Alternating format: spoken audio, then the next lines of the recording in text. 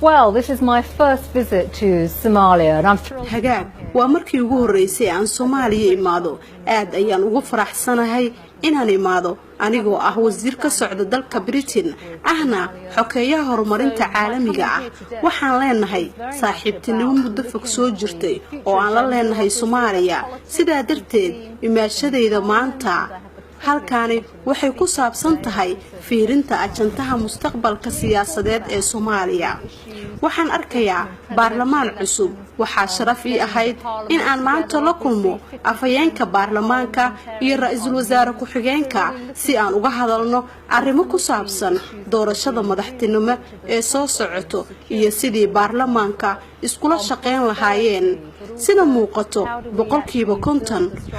xubnaha baarlamaanka waa ay cusub yihiin xaqiiqdii waxaan fiirinayaa arrimo ku saabsan mustaqbalka waxyaabaha muhiimka ah ee miiska saaran waxaa ka mid ahaa arrimaha ammaanka iyo in dalku uu noqdo wadan barwaaqo ah iyo sida loo dhisi karo wadan xoogan iyo in la taageero shacabka dalka iyo wada hadallada lala galayo bulshada rayidka ah iyo in xaqiiqdii la wada xiriiro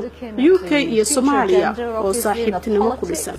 There is a worsening situation in Somalia this time and this wasiir xilligani waa xilli aad xasaasi ah dalka waxaa ka jira abaaro saameyn ku yeeshay nolosha shacabka Soomaaliyeed sidaa darteed Britain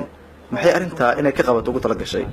Well, there is a terrible, a devastating situation. waxaa ka jirta xaalad aad u liidato oo ku saabsan dhanka bini'aadanimada oo meel musiibo ah maraysa waxaan arkayaa in abaarta ay gaartay meel halis ah waxaan waqti la qaatay wadamo aan ku nahay bahwadaag dhanka gargaarka bini'aadanimada hay'adaha gargaarka hay'adaha qaramada midoobay kuwaasi oo lacag iyo taageero ku bixiyo arrimaha gargaarka ilaa haddana taageeray sidii gacan looga geysan lahaa dadka abaarta ay ku haysato Soomaaliya lacag ayaan ku bixinay innaga oo isticmaalayno hay'ado aan shaqo wadaagnahay waxaan hubaa ku dhawaaqitaankii maanta aan ku yaboohay 10 bilyan oo pound oo dheeri ah in arintaani gacan ka geysan doonto dawladdeeda iyo waaxda aan mas'uulka ka ahay waxa ay lacagta ku bixinayaan abaaraha dadka ay saameeyeen laakiin waxa muhiim ah waa in aan si wada jir ah u shaqeyno maxaa yeelay abaarta baaxad weyn ayay leedahay waxaan arkayaa dad nafaqo darro ay hayso iyo dad noloshoodii ay khatar ku jirto waxaana hadda meelaha qaar ka dilaacay cudurro faafo sida shuban biyoodka waxa ayna hay'adaha gargaarka ay isku dayayaan in arintaa ay wax ka qabtaan. Later this year there will be a London conference. wasiir sanadkan waxaa lagu qabanayaa London shir looga hadlayo arrimaha Soomaaliya bashirkaas warbixin kooban inaga siiya ka soo qayb galaya maxaa la doonayaa in looga hadlo shirkaas. So we are looking to host a Somali conference in London, the London conference as it is. waxaan martigelinaynaa shirka London ee looga hadlayo arrimaha Soomaaliya ee loo yaqaan shirka London ee Soomaaliya waxaana ka soo qayb galaya shirka dhammaan dadka daneeya arrimaha Soomaaliya halkaasi oo lagu wadaagi doono xaaladda Soomaaliya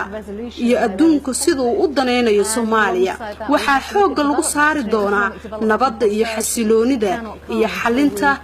dhibaatooyinka taagan iyadoo la fiirin doono dhanka horumarka dhaqaalaha ee dalka oo aan laga gungaari karin inta xasilooni laga helayo taasi oo u baahan in marka hore la xaliyo dhibaatooyinka waaweyn sida ammaanka waxaa jiri doono arrimo badan oo lagu falanqayn doono shirka laakiin arinta muhiimka ah ayaa ah shirka wuxuu xoojin doonaa sida UK ay uga go'an tahay in ay u garab istaagto Soomaaliya midna ma ahan in aan ilaalino in UK ay joogaan qurba joog fara badan oo Soomaali ah kuwaasi oo muhiim u ah in laga hadlo dalkooda iyo waxa ay ka qaban karaan arrimahaasi iyo arrimo kale oo badan ayaa looga hadli doonaa shirka London. laba shir oo hore oo London lagu qabtay ayaa jiray dad badanna waxay aaminsan yihiin in guulo waaweyn laga gaarin arintaas maxaad ka dhihi lahayd? I think the achievement has been significant.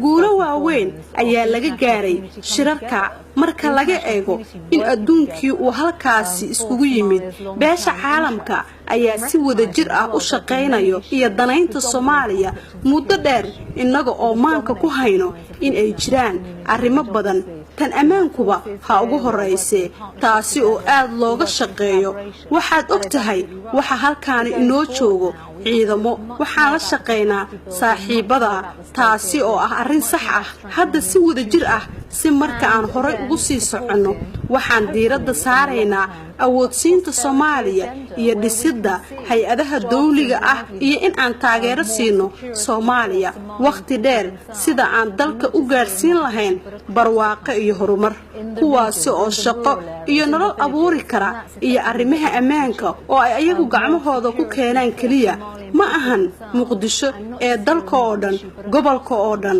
goobaha miyiga xaafadaha taa oo ah waxa aan rabno in aan ku guuleysan Many Somalis believe you used to work waxaad u shaqeyn jirteen wadamada midowga Yurub Britain-na waa ay ka baxday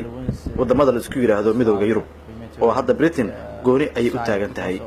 arintaasi saameyn ma ku yeelan doontaa shaqadiinii aad Soomaaliya ka qaban jirteen oo waliba si wada jir ah aad ula qaban jirteen wadamada midowga Yurub Well, I think actually the relationship going forward. waxaan u maleynayaa xiriirku horay ayuu u sii soconayaa sida aan ku qeexayno waa xiriir istiraatiijiyadeed waxaan ka baxnay midowga Yurub laakiin waxaan nahay saaxiibo xoogan oo dunida ka shaqeeyo waxaan isla shaqeynaa hay'ado waaweyn sida kuwa badan oo qaramada midoob ka tirsan banka adduunka ururo aad muhiim u ah marka ay timaado Soomaaliya iyo mustaqbalkeedaba waxaan nahay deeq bixiyo weyn marka la eego ururka iyo banka adduunka marka waxaan leenahay saaxiibo badan oo istiraatiijiye ah adduunka oo dhan iyo midowga Yurub sidoo kale neeto ayaan lacag ku bixinaa taasi oo ah mid aad muhiim u ah waana xiriir istiraatiijiyadeed oo aan la leenahay isbahaysiga Yurub oo dhan Thank you very much.